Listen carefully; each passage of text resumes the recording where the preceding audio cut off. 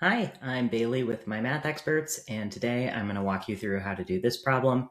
If f of g of x is equal to 2x minus 1, how might f of x and g of x be defined?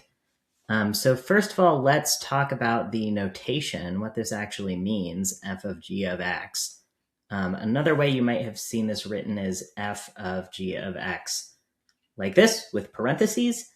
And basically all this notation means is that wherever we see an x in f of x, like you can see normally f of x, for example, in part A here, is defined in terms of x.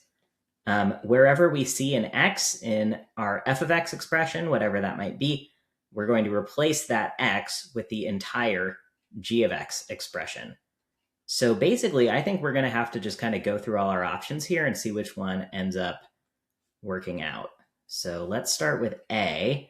So they tell us f of x equals x minus 1, and then we're putting g of x, 2x minus 1, into where this x is. So f of g of x is going to turn into 2x minus 1, because again, we're replacing the x here with the entire expression representing g of x, 2x minus 1, and then this guy still stays there, minus 1.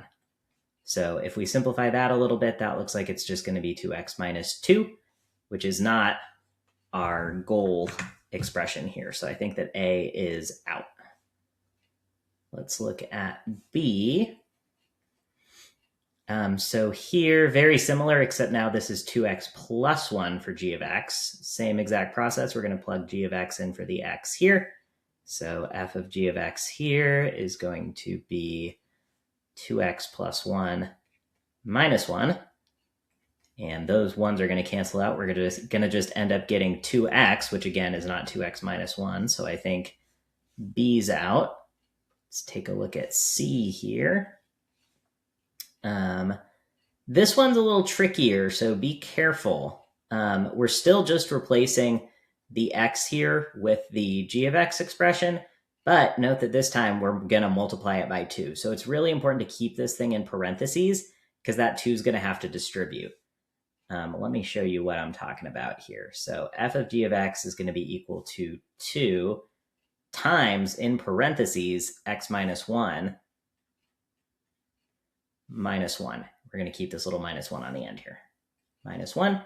And see, keeping this x minus 1 in parentheses is important because we're going to have to distribute that to 2x minus 2 minus 1.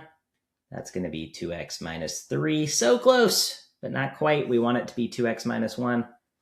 So by process of elimination here, I mean, you could stop and say that it's got to be answer D, but let's go through it just to illustrate why. So very similar thing here.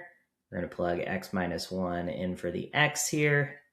F of g of x is going to be 2 times, in parentheses, x minus 1, and then add that plus 1 on the end here.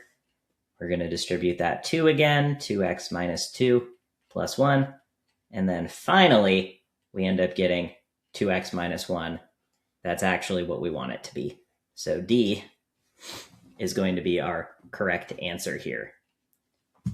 So thanks for following along here. I hope that helped. You just have to be really careful about exactly what you're plugging in where and making sure that if you have something more complicated like an x minus 1 that's being multiplied by 2, that you keep everything in parentheses that you need to keep in parentheses. And from there, it should be easy going. So thanks. See you next time.